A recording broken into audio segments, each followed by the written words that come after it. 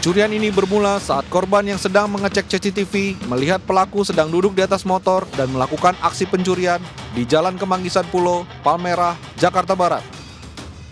Korban lalu keluar dan meneriaki pelaku yang sedang melakukan aksinya. Pelaku yang panik karena aksinya ketahuan menodongkan senjata api berjenis revolver dan melepaskan tembakan ke arah korban, lalu kabur melarikan diri. Beruntung, korban tidak terkena tembakan karena peluru terpental dan mengenai kaca depan rumah. Secara nggak langsung abang lagi ngeliat CCTV gitu ya? Iya, pas lagi lihat. Jadi pas ngobrol di depan CCTV, kebetulan pas teman saya yang punya motor itu pas lihat CCTV, pas tahu itu makanya dia langsung lari. Sempat diteriakin nggak sih bang pelaku? Sempat.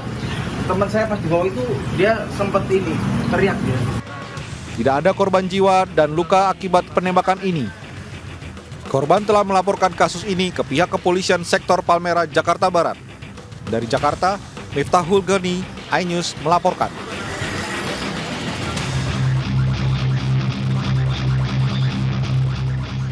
Dari rekaman CCTV, nampak satu dari dua orang pelaku menghampiri motor korban yang terparkir tepat di sebuah minimarket di Jalan Raya Pasir Angin Cilengsi, Kabupaten Bogor, Jawa Barat. Hanya dalam hitungan detik, pelaku berhasil membobol kunci dan membawa kabur motor hasil curiannya ke arah Setu, Kabupaten Bekasi. Warga menyebut kasus pencurian sepeda motor di lokasi ini sudah sangat marak terjadi, lantaran wilayah ini masuk area perbatasan Kabupaten Bogor dengan Kabupaten Bekasi. Infonya customer datang ke sini ngambil uang ke dalam, tak tahu dia nggak terperhatikan motor, tiba-tiba mungkin belakang sudah ada yang mengintai motornya. Dengan hitungan detik, motor dibuka paksa, langsung dibawa kabur mengarah ke Setu dari Cilengsi sini, rumah Cilengsi. Kasus pencurian motor yang terjadi di lokasi ini sudah dilaporkan ke polisi dan kini dalam proses penyelidikan di Polsek Cilengsi. Sementara di Sawah Besar, Jakarta Pusat, tertidur lelap saat tengah menunggu orderan penumpang di sebuah warung makan, sepeda motor milik pengemudi ojek online raib di gondol maling. Detik-detik aksi pelaku terekam kamera pengawas CCTV. Korban baru menyadari sepeda motornya raib ketika terbangun saat azan subuh berkumandang. Ironisnya, motor yang dipakai korban untuk mencari nafkah masih berstatus kredit. Saya kan sebagai tukang ojol, saya ngalong di sini jam 3 itu saya kecapean tidur di sini. Sampai bangun-bangun jam 5 itu udah nggak ada. Berbekal rekaman kamera CCTV, korban melaporkan aksi pencurian tersebut ke Polsek Sawah Besar. iNews melaporkan.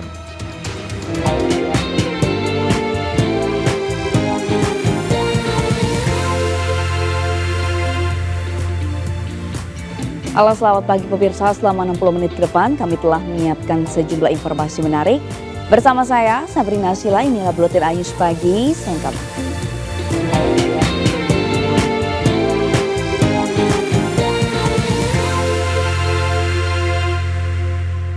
Pemirsa, angin putih beliung atau angin puyuh menerjang wilayah Tibur Bandung dan Jatinangor Kabupaten Sumedang. Akibat terjangan angin yang berputar pada porosnya ini, material bangunan rumah dan pertokoan berterbangan, serta sejumlah pohon tumbang. Angin kencang menerjang kawasan industri wilayah Timur Bandung, Cileunyi, Rancaekek, Jatinangor. Bertiup dari arah utara ke timur di sepanjang Jalan Raya Bandung Garut, angin kencang menerpa sejumlah bangunan hingga menerbangkan material bangunan.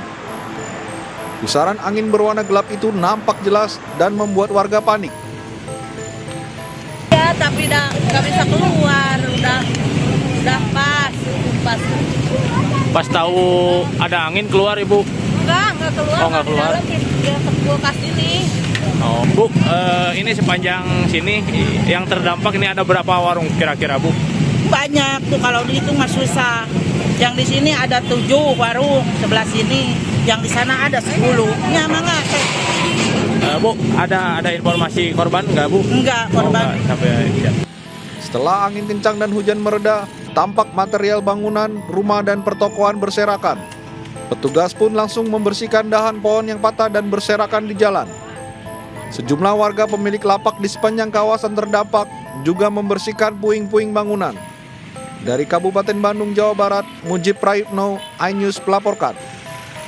Pasca bencana angin puting beliung atau angin puyuh, sejumlah warung dan rumah di kawasan Bandung Timur, Jawa Barat mengalami kerusakan terutama di bagian atap yang terbawa angin.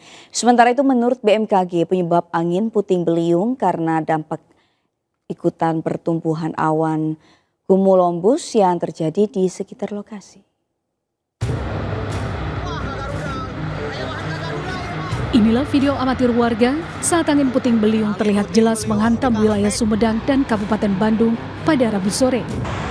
Dalam video rekaman warga tersebut sejumlah pohon tumbang, bangunan rumah rusak akibat angin puting beliung tersebut. Angin puting beliung juga menerjang kawasan industri di Jatinangor, Sumedang. Tak hanya itu, angin puting beliung yang turun saat hujan deras juga turut menyapu kawasan penduduk hingga atap rumah warga di Desa Cikere mengalami kerusakan. Badan Meteorologi, Klimatologi, dan Geofisika BMKG Bandung mengungkap penyebab fenomena angin puting beliung disebabkan oleh dampak ikutan dari pertumbuhan awan cumulonimbus yang terjadi di sekitaran lokasi. Telah terjadi bencana angin puting beliung di wilayah Kecamatan Jatinangor, Kabupaten Sumedang pada tanggal 21 Februari 2024 sekitar pukul 16 waktu Indonesia Barat. Menurut informasi dari BPBD Kabupaten Sumedang, angin puting beliung tersebut berdampak pada beberapa atap di rumah di Kecamatan Jatinangor Beterbangan, dan juga angin puting beliung tersebut merobohkan pagar PT KHTEK di Kabupaten Bandung. Sementara itu, pasca bencana angin puting beliung, sejumlah warung di kawasan Bandung Timur mengalami kerusakan. Kerusakan didominasi pada bagian atap ruko yang terbang di bawah angin. Material bangunan dan pepohonan yang berserakan di jalan mengakibatkan kemacetan panjang. Tak hanya warung, sejumlah pabrik di kawasan ini juga rusak diterjang angin puting beliung. Tim gabungan langsung turun ke lokasi untuk membersihkan puing-puing material yang menghalangi jalan. Hingga saat ini petugas masih mendata total jumlah rumah dan pabrik yang rusak akibat puting beliung. Tim Liputan iNews melaporkan. Kecelakaan beruntun mobil bak terbuka menabrak beberapa kendaraan di Kota Blitar, Jawa Timur, menelan satu korban jiwa. Kecelakaan diduga akibat sopir pick-up dalam pengaruh minuman keras. Sementara di Brebes, Jawa Tengah, seorang sopir truk BBM tewas setelah truk yang dikemudikannya terjun ke sungai. Rekaman CCTV memperlihatkan mobil pick-up melaju ugal-ugalan di Jalan Raya Dr. Wahidin, Kota Blitar. Mobil langsung menghajar sepeda motor dan kendaraan lainnya sebelum berhenti setelah menabrak bus yang sedang parkir. Akibat kecelakaan ini, seorang pengguna motor meninggal dunia, sementara sopir kendaraan bak terbuka mengalami cedera dan dirawat di rumah sakit. Dugaan sementara sopir terpengaruh minuman keras. Kalau untuk pengaruh miras, sementara memang dari hasil olah TKP ada saksi yang menyatakan mencium bau alkohol. Tetapi kita masih belum bisa minta keterangan karena si korban masih berada di rumah sakit, belum bisa minta keterangan. Di Brebes, Jawa Tengah, sebuah truk Pertamina terjun ke Sungai Glagah di ruas Jalan Nasional Tegal Purwokerto, Desa Kuta Mendala, Kecamatan Tonjong pada Rabu pagi. Diduga pengemudi mengantuk sehingga tidak bisa mengendalikan laju kendaraannya hingga menabrak pagar pembatas jembatan sebelum terjun ke sungai sedalam 25 meter. Pengemudi truk atas nama Sahroji, warga Tangerang, tewas di lokasi kejadian. Dari perjalanan dari perjalanan dari Tegal menuju Purwokerto, dimungkinkan supir ngantuk sehingga dia terjun bebas menabrak pinggir jembatan, terjun bebas menuju ke Kali Glagah. Hingga kini truk BBM pengangkut solar belum bisa dievakuasi karena sulitnya medan. Dari Blitar dan Brebes, Tim Liputan iNews melaporkan. Pemirsa, seorang ibu-ibu tertabrak mobil usai melompat dari flyover Jalan RE Marta Dinata, Pademangan, Jakarta Utara. Akibatnya korban mengalami luka serius dan langsung dilarikan ke Rumah Sakit Umum Daerah Pademangan.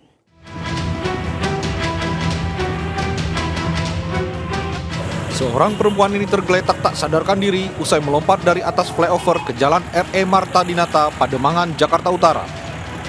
Jumlah pengguna jalan dan petugas dinas perhubungan maupun pihak kepolisian yang berada di lokasi langsung mengangkat korban ke mobil unit laka lantas dan membawanya ke Rumah Sakit Umum Daerah Pademangan.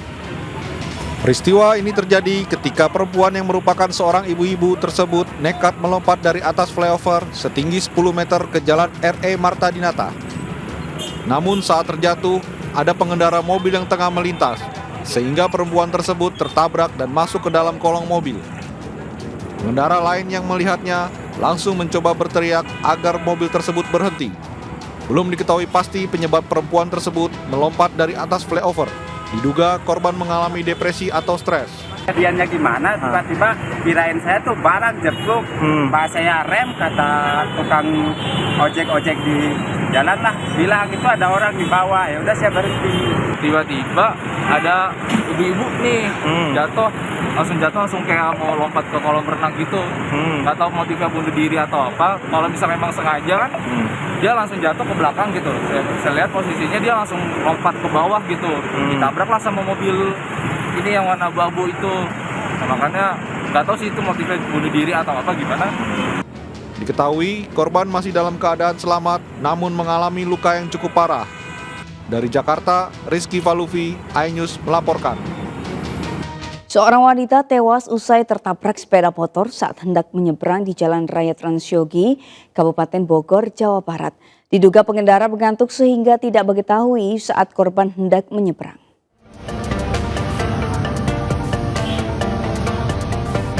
Inilah rekaman video amatir warga saat tim unit Gakum Satlantas Polres Bogor mengevakuasi seorang wanita yang tewas di lokasi kejadian usai tertabrak sepeda motor di Jalan Raya Transyogi, Kabupaten Bogor, Jawa Barat.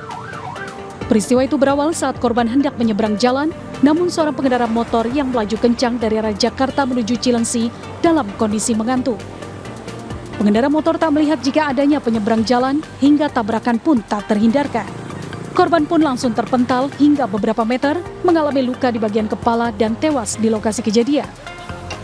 Sementara tim unit Gakum langsung melakukan olah tempat kejadian perkara dan memeriksa sejumlah saksi. Sebuah mobil bak terbuka bermuatan kebutuhan pokok dan barang dagangan kelontong di kawasan Desa Batu Surau, Kabupaten Muara Enim, Sumatera Selatan terjun ke jurang sedalam 15 meter. Mobil yang dikendarai Rudi Haryadi bersama istrinya saat melintas di lokasi kejadian tiba-tiba mengalami slip pada bagian roda sehingga tak mampu menanjak. Akibat kecelakaan, korban mengalami patah tulang, sementara istri korban tewas di lokasi kejadian. Kecelakaan ini sendiri baru disadari warga setelah pagi hari lantaran saat kejadian terjadi dini hari dan lokasi cukup sepi. Pihak kepolisian yang dibantu warga melakukan evakuasi berikut barang dagangan korban, sedangkan kondisi mobil ringsek dan rusak parah. Petugas sempat kesulitan melakukan evakuasi akibat kondisi yang cukup curam. Saat ini juga pihak kepolisian dibantu warga berusaha mengevakuasi kendaraan dari dalam jurang. Dari Kabupaten Bogor dan Muara Enim, tim liputan iNews melaporkan. Seorang wanita menjadi korban pemukulan oleh teman prianya hingga tersungkur di jalan. Peristiwa tersebut yang terekam kamera CCTV viral di media sosial. Sementara pelaku saat ini dalam pengejaran pihak kepolisian. Dalam video rekaman CCTV, memperlihatkan seorang pria berjaket hitam melakukan pemukulan tepat di wajah seorang wanita hingga mengakibatkan tersungkur di jalan. Diketahui pelaku merupakan kekasih korban yang berinisial RY. Belum diketahui motif pelaku melakukan pemukulan tersebut dan akibatnya korban mengalami luka di bagian wajah. Seperti yang kita lihat dari kejadian dari CCTV, jadi itu masuknya ke kekerasan terhadap wanita ya. Gitu, dan mudah-mudahan ini segera terselesaikan masalahnya. Hanya saja nanti kita serahkan ke pihak berwajib saja untuk kelanjutannya seperti apa. Sementara itu, Kasih Humas Polres Cimahi Ibtu Gofur Supangat membenarkan peristiwa yang viral di media tersebut. Cimahi dan Polres Cimahi untuk segera membentuk tim untuk mengungkap pelaku dan menangkap serta menyelesaikan masalah tersebut. Dari saksi-saksi pun sudah diperiksa, nanti dari hasil penyelidikan ataupun hasil pemeriksaan akan ketahuan apa motifnya sehingga terjadi kejadian tersebut. Saat ini pihak kepolisian sedang melakukan pengejaran terhadap terduga pelaku. Dari Cimahi, Jawa Barat, Yuwono Wahyu, iNews melaporkan.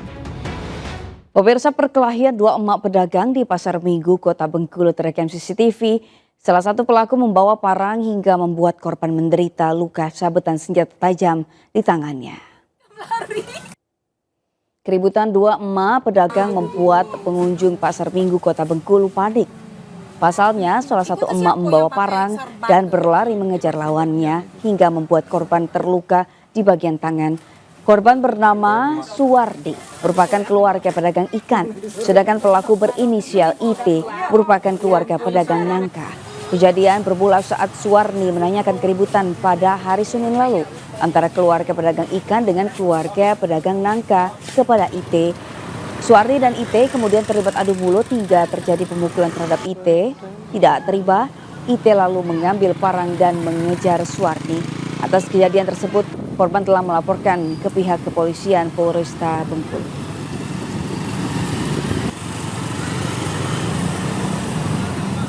Aparat kepolisian akan melakukan pemanggilan korban dan para pelaku dugaan perundungan siswa SMA Binus School guna penyelidikan lebih lanjut. Pihak sekolah juga menyatakan seluruh siswa yang terbukti melakukan tindakan kekerasan sudah tidak menjadi bagian dari komunitas Binus School.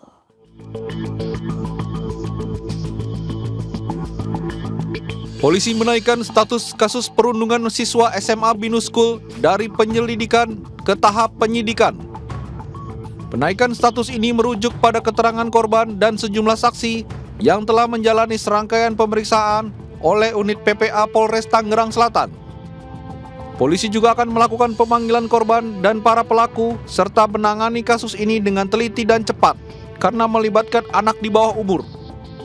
Berdasarkan hasil gelar perkara yang telah dilakukan unit PPA Polres Tangerang Selatan terhadap perkara kasus bullying yang terjadi, jadi statusnya dari penyelidikan naik ke proses penyidikan. Sementara itu, pihak sekolah menegaskan bahwa seluruh siswa yang terbukti melakukan tindakan kekerasan sudah tidak menjadi bagian dari komunitas Binus School. Sejumlah siswa lain yang turut menyaksikan kejadian tersebut dan tidak melakukan tindakan pencegahan maupun pertolongan juga mendapatkan sanksi disiplin keras. Komisi Perlindungan Anak Indonesia (KPAI) beserta P2TP2A lanjut mendatangi warung di mana lokasi perundungan itu dilakukan. Dalam kunjungannya, petugas gabungan sempat berbincang dengan pemilik dan penjaga warung guna mengumpulkan informasi lanjutan. Mengkonfirmasi informasi yang kami dapatkan, katanya jauh lokasi dari sekolah, ternyata cukup dekat. Proses masih berjalan, termasuk penyelidikan ya, baik anak korban ataupun anak berkonflik dengan hukum. Meski tidak memberikan pendampingan kepada para pelaku, namun sudah ditunjuk kuasa hukumnya dari pihak keluarga. Dari Tangerang Selatan, Banten, Nunung Purnomo, iNews melaporkan. Tamara dan Tiaswara dan ibundanya kembali penuhi panggilan penyidik Subdit Jatanras Ditreskrimum Polda Metro Jaya untuk diperiksa sebagai saksi terkait kasus kematian anaknya Raden Adante Halif. Selain memeriksa Tamara, penyidik juga akan memeriksa ahli renang dan pihak sekolah yang menyebut Raden Adante Halif tidak bisa berenang.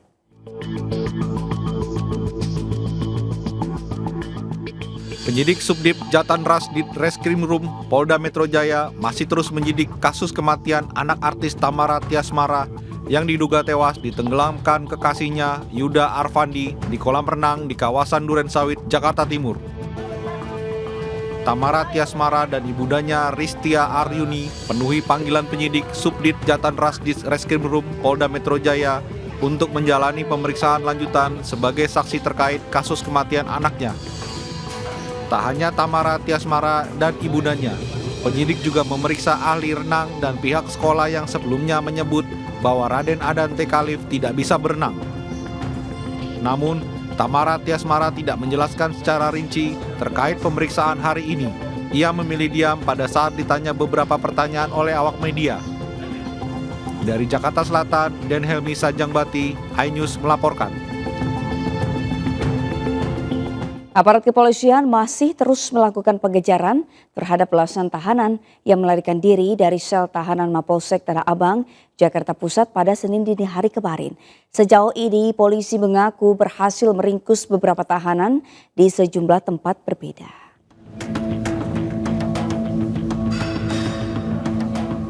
Pengejaran terhadap belasan tahanan yang kabur dari dalam sel tahanan Mapolsek Tanah Abang hingga kini masih terus dilakukan aparat Satreskrim Polres Metro Jakarta Pusat. Dari 16 tahanan yang melarikan diri, beberapa diantaranya telah berhasil ditangkap di sejumlah tempat berbeda. Meski mengaku masih melakukan pencarian dan pengejaran, namun petugas enggan menceritakan lebih rinci terkait kronologis kejadian tersebut.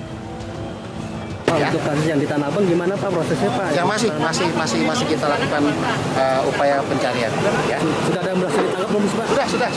Nanti secara resmi ya. Diberitakan sebelumnya, sebanyak 16 orang tahanan diketahui melarikan diri dari dalam sel tahanan Mapolsek Tanah Abang, Jakarta Pusat pada Senin 19 Februari 2024 dini hari kemarin. Para tahanan diduga kabur usai menjebol besi ventilasi saluran udara di bagian belakang Mapolsek. Dari Jakarta Pusat, Rani Sanjaya, iNews melaporkan. Petugas Polsek Tambora menitipkan 5 bayi berusia 1 hingga 3 tahun di Panti Sosial Cipayung, Jakarta Timur. Kelima bayi tersebut dititipkan setelah polisi mengungkap dan menangkap 3 orang pelaku perdagangan manusia. 5 bayi ini diserahkan ke petugas ke Panti Sosial Cipayung, Jakarta Timur. Bayi-bayi yang berusia antara 1 hingga 3 tahun ini berhasil diselamatkan setelah petugas mengungkap praktek perdagangan manusia. Perdagangan bayi ini berawal dari laporan salah satu korban ke Polsek Tambora, Jakarta Barat. Petugas bergerak cepat menangkap 3 orang pelaku di Kerawang dan Bandung, Jawa Barat. Informasi dari salah satu ibu korban yang merupakan bayi yang diamankan, salah satu bayi yang diamankan tersangka. Dalam rekaman video terlihat sejumlah bayi tengah tertidur di dalam sebuah rumah di wilayah Bandung, Jawa Barat. Petugas juga menggerebek sebuah rumah yang diduga dijadikan tempat penjualan bayi di wilayah Kerawang. Selain mengamankan 5 bayi, polisi juga mengamankan sejumlah orang dewasa yang diduga menjadi pelaku perdagangan bayi. Dari Jakarta, Miftahul Gani, iNews melaporkan. Penghuni apartemen di Kemayoran, Jakarta Pusat dibuat panik dengan munculnya kobaran api di lantai 12. Api sempat merembet ke area outdoor sebelum akhirnya dapat dipadamkan. Kebakaran juga terjadi di Surabaya yang diduga akibat korsleting panel listrik di lantai 15 proyek apartemen. Orangnya kayak mana nih, kayaknya tidur tapi gimana? Asik kan jalan berarti. Video amatir merekam saat api berkobar hebat di salah satu unit di lantai 12 apartemen Grand Palace Kemayoran Rabu pagi. Api pertama kali muncul dari sudut area outdoor dan kemudian membesar. Meski sempat melumat 3 area outdoor, amukan si jago merah berhasil dilokalisir pihak pengelola gedung sebelum petugas damkar tiba di lokasi. Tidak ada korban dalam kejadian yang diduga akibat hubungan arus pendek listrik. Yang terbakar itu outdoor, sekitar ada 3 outdoor. Alhamdulillah sudah dapat dilokalisir oleh pihak gedung.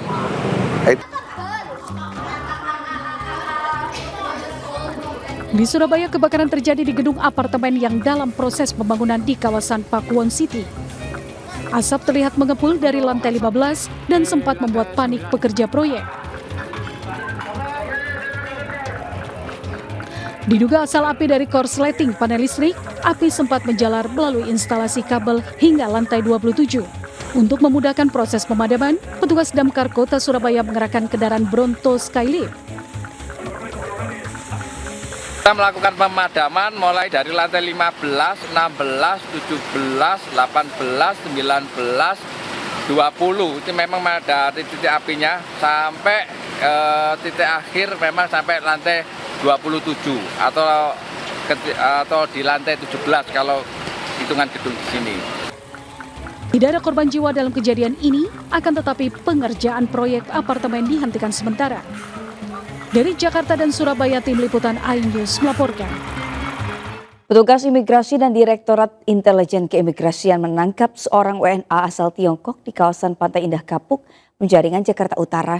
WNA tersebut ditangkap lantaran masuk DPO pelaku tindak pidana penipuan uang di Tiongkok. LY hanya terdiam saat ditangkap petugas imigrasi kelas 1 TPI Jakarta Utara dan Direktorat Intelijen Keimigrasian di kediamannya di kawasan Pantai Indah Kapuk, Penjaringan, Jakarta Utara. Pria 43 tahun, kelahiran Mongol ini masuk Indonesia menggunakan izin tinggal terbatas atau ITAS sebagai tenaga kerja asing. Namun pelariannya selama 11 tahun di Indonesia tercium intelijen. Parahnya, meski DPO kepolisian Cina, LY justru memiliki kartu tanda penduduk yang dikeluarkan Dinas Kependudukan dan Pencatatan Sipil Pandeglang, Banten atas nama Adi Susanto.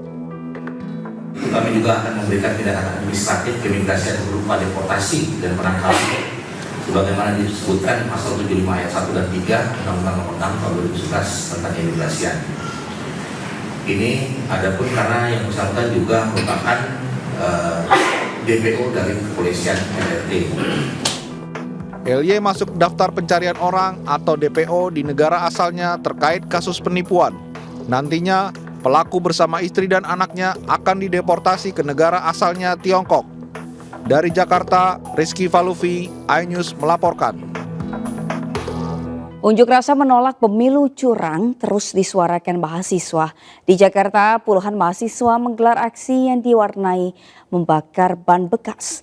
Mahasiswa menuntut anggota KPU dan Bawaslu dicopot serta dilakukan pemilu ulang.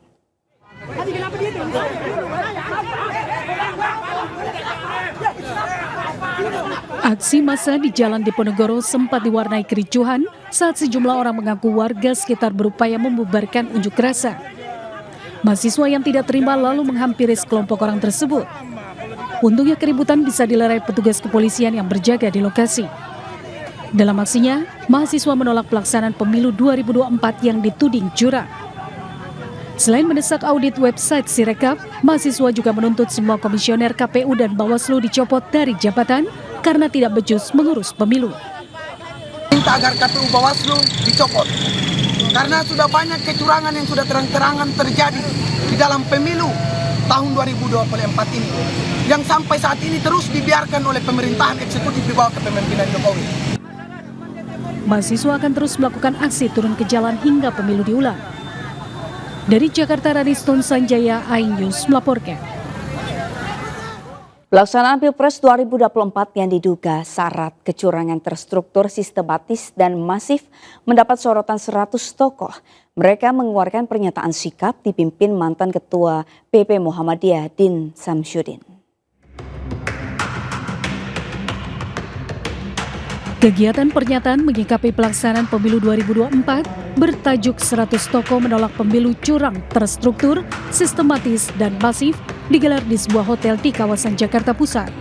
Dalam pernyataannya yang dibacakan secara bergantian, para tokoh secara tegas menolak hasil pemungutan suara dan perhitungan suara Pilpres 2024. Penolakan Pilpres 2024 karena dugaan kecurangan sejak penahapan hingga penayangan hasil quick count dan real quick count KPU. Para tokoh juga berpandangan telah terjadi intimidasi dan tekanan kepada masyarakat, serta mengerahkan aparat pemerintah untuk mendukung salah satu calon. Selain itu, mereka juga menyoroti kegiatan Presiden Joko Widodo seperti pembagian bansos jelang pemilihan umum.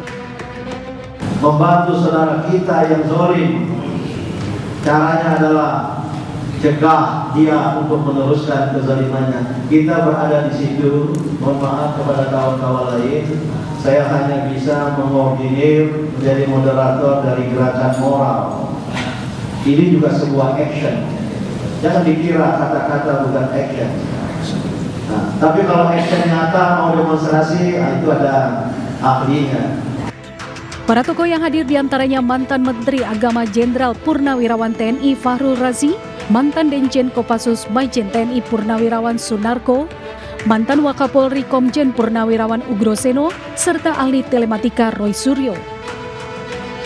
Dari Jakarta, Yasmin Atania, Eri Nugraha, iNews melaporkan. Pemirsa, Capres Ganjar Pranowo mendorong partai pengusungnya menggulirkan hak angket di DPR untuk mengungkap dugaan kecurangan Pilpres 2024. Terkait hal itu, tim TKN Prabowo Gibran menanggapi dan menyatakan bahwa hak angket belum diperlukan karena pemilu dinilai sudah berjalan baik.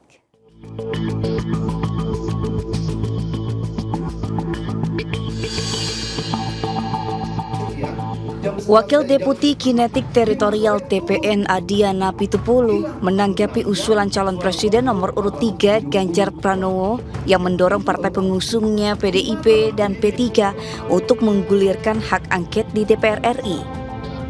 Menurutnya hak angket diajukan untuk mencari kebenaran, bukan mencari menang atau kalah. Ketika Ketua Umum perintahkan kita pasti solid.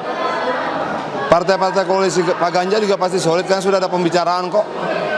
Begitu juga partai-partai koalisi Pak Anies juga pasti solid karena sudah ada pembicaraan.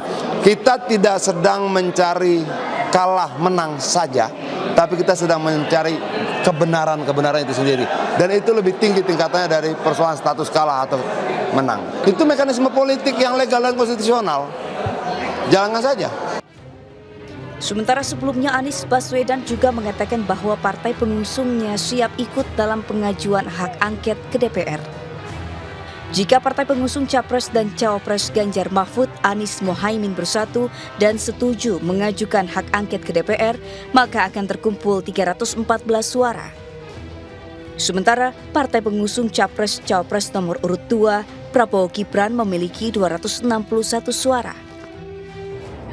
Berbeda dengan tanggapan Adian, Sekretaris Jenderal Partai Gerindra yang juga Wakil Ketua Tim Kampanye Nasional Ahmad Muzani menilai hak angket untuk mengusut dugaan kecurangan pemilu 2024 belum diperlukan. Menurutnya pelaksanaan pemilu 2024 di Indonesia telah berlangsung dengan baik, bahkan diakui oleh pemimpin dan tokoh-tokoh dunia.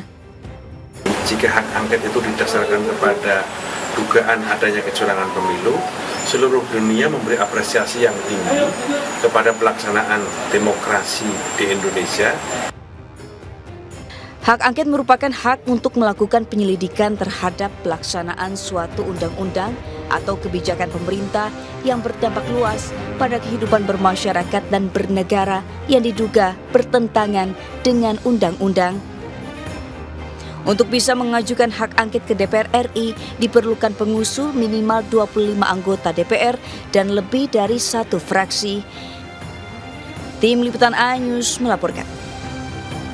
Ketua Umum Partai Demokrat Agus Harimurti Yudhoyono mengatakan partainya resmi mengakhiri menjadi oposisi setelah 9 tahun menyusul dilantiknya ia menjadi Menteri ATR BPN di Kabinet Presiden Jokowi. AHY mengatakan saat ini partainya resmi kembali ke pemerintahan dan berharap hingga 10 tahun ke depan bisa bertahan di pemerintahan. Usai dilantik menjadi Menteri Agraria dan Tata Ruang atau Kepala Badan Pertanahan Nasional di Istana Negara, Ketua Umum Partai Demokrat Agus Harimurti Yudhoyono mengatakan saat ini Demokrat secara resmi kembali ke pemerintahan dan mengakhiri perjalanannya sebagai oposisi. AHY berharap bukan hanya 8 bulan terakhir atau sampai akhir pemerintahan Jokowi saja akan ada di pemerintahan, melainkan di 5 tahun pemerintahan selanjutnya dan 10 tahun lagi Partai Demokrat berharap masih ada di pemerintahan. Kami sekali lagi mengucapkan terima kasih Demokrat secara resmi hari ini kembali berperan di pemerintahan, mengakhiri semua perjalanan kami selama ini dan insya Allah bukan hanya 8 bulan terakhir, tetapi 5 tahun, 10 tahun dan berikutnya, Demokrat selalu akan berkontribusi untuk kemajuan negeri. Sebagaimana diketahui selama pemerintahan 9 tahun Presiden Jokowi, Partai Demokrat mengambil posisi sebagai pihak oposisi. Demokrat juga dikenal selama ini mengkritik berbagai kebijaksanaan pemerintah Jokowi. Dari Jakarta, Gisela Nur Rahma, Dias Triawan, iNews melaporkan. Israel terus menyerang seluruh wilayah Gaza, termasuk di Rafah. Jangan kemana-mana, Buletin iNews Pagi kembali sesaat lagi.